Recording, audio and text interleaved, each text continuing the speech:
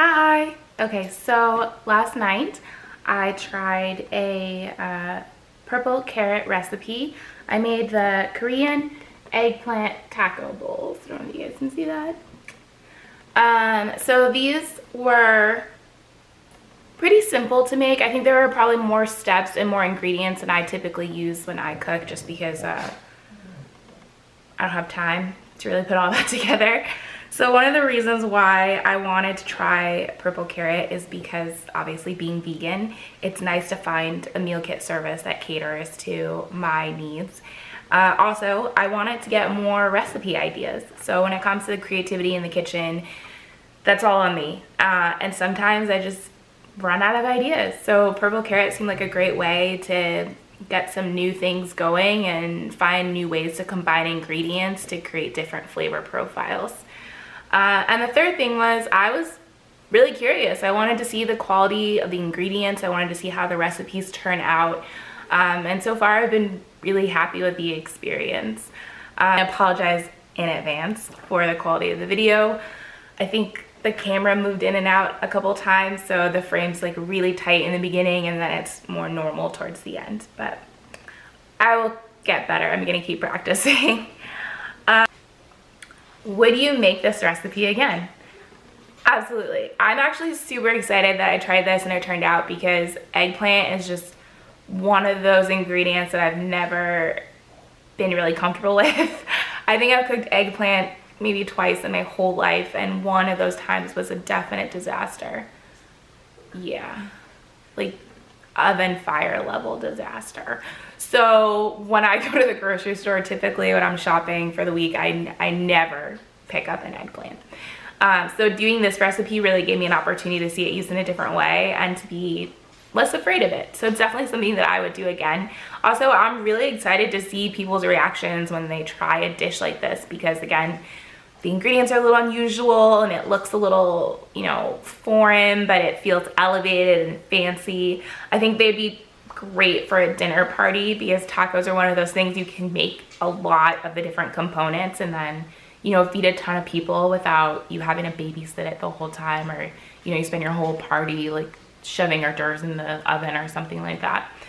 And I want my boyfriend to try it. So he wasn't here last night when I made it. He's out of town. So I definitely want to make these for him when he gets back. I think he's gonna like it. Is there anything that I would change about the recipe? There were a couple steps that I would probably modify. I did one last night. So like, instead of putting my eggplant in the oven to bake after I had added the sauce, I put it in my air fryer.